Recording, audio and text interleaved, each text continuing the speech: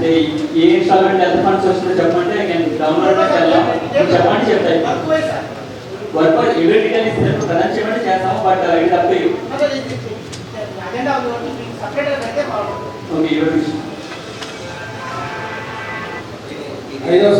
కొంచెం లేట్ చేయడం వల్ల ఈ ఫండ్స్ మళ్ళీ రాకుండా పోయే అవకాశాలు ఉంటాయి. ఆల్రెడీ భక్తులకు పేమెంట్ జరిగింది. పేమెంట్ చేసిన దగ్గర మీరు అక్కడి నుంచి జస్ట్ ఒక ఎస్ చెప్పించుకుంటున్నారు. అది అవసరమా?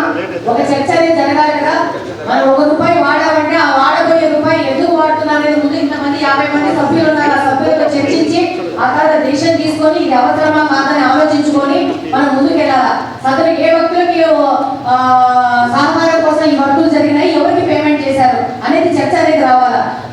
ఒక రాటిఫికేషన్ పెట్టేసి దాని మీద ఒక రాజముద్ర వేసేసి 20 సంవత్సరాలుగా ప్యూరిఫికేషన్ గురించి మనం మాట్లాడుతున్నాం.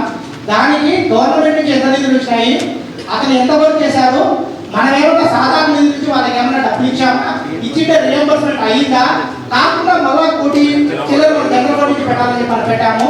ఎందువల్ల పెట్టాల్సి వచ్చింది, దీనికి సంబంధించిన ఈ గారు వాళ్ళు చేసే వర్క్ వాళ్ళు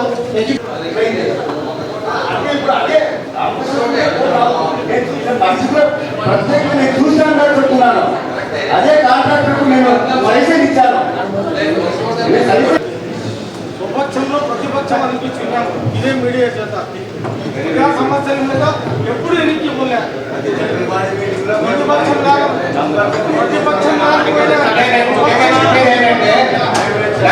ప్రాపర్ ట్యాక్స్ వేస్తున్నారు, మిగతా పాటంతా వదిలేశారు. దాన్ని రీఅసెస్మెంట్ చేస్తే we got 60,000 రూపీస్. నేను చెప్పేది ఏంటంటే గవర్నమెంట్ చేంజ్ ఎందుకంటే గవర్నమెంట్ వస్తుంది, వాళ్ళు ఒక రూలు మీరు ఒక రూలు, ప్రజల మీద భారం ఎవరు రెస్పాన్సిబుల్ కొత్త చెప్పేది ఏంటంటే ఇన్ఫార్మ్ చేయమన్నారు అని చెప్పారు. ఆ నెంబర్ మాకు ఫార్వర్డ్ చేయమని నేను చెప్పినాను. ఆయన పేరు రవిరెడ్డి అంట. ఈ రవిరెడ్డి ఎవరు? నా డివిజన్లో ఆయనకి ఏం పని? నా డివిజన్లో ఒక కార్పొరేటర్గా నన్ను సహకరించకుండా ఎవరు ఈ రవిరెడ్డి? ఆయనకు ఎందుకు మీరు పత్రాలు అందజేసి ఆయన చేతికి ఇన్ఛార్జిగా ఇచ్చినారా, లేకపోతే ఎవరు ఆ వ్యక్తి? ఆయన వచ్చి పెన్షన్లు చూసుకోవడం ఏంటి? ఇన్ని సంవత్సరాలు మేము ఆయన కష్టపడి గెలిచిన వాళ్ళము, మమ్మల్ని ఎందుకు పిలవడం లేదు? ఫస్ట్ థింగ్, ఎవరికి ఏ ప్రోటోకాల్ ఇన్విటేషన్స్ ఇవ్వలేదు. ఎవరికి ఇంట్రెస్ట్ ఉంటే గవర్నమెంట్ ప్రోగ్రామ్ వాళ్ళు వచ్చి పార్టిసిపేట్ చేశారు. రెండవ పాయింట్, మీరు ఎప్పుడు అలంకారపల్లి మీ పేరు మీద రాయించుకున్నారు? మీరు రాయించుకోలేదు కదా, దాని మీద ఆస్తి హక్కు మీకు లేదు కదా.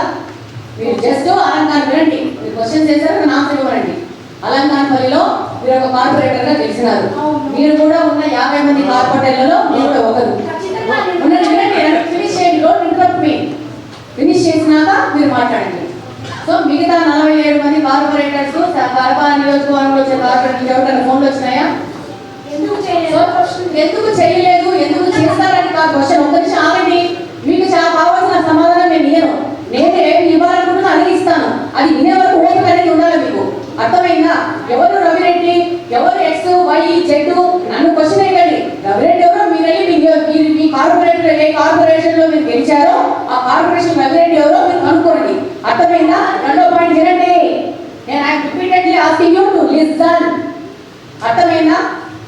ఏ ఒక్క 47 మంది కార్పొరేటర్స్ కి ఇన్విటేషన్ లేదు, అందులో మీరు కూడా ఒకరు మాత్రమే. ఫస్ట్ థింగ్ అర్థమైందా? గవర్నమెంట్ ప్రోగ్రామ్ ప్రకారము ఎమ్మెల్యేలకు ఆదేశం వచ్చింది, ఎమ్మెల్యేలు వెళ్ళి ఇన్వాల్వ్ అయిపోయి 3 కార్పొరేషన్స్ డిసైడ్ చేసుకోవడం జరిగింది. దాంట్లో వాళ్ళకి కోఆర్డినేషన్ ప్రకారము మాకు సంబంధించి పార్టీలో ఎలక్షన్ లో మాకు కోఆపరేట్ చేసిన వాళ్ళకి ఒక పేరు మేము ఇచ్చినాం.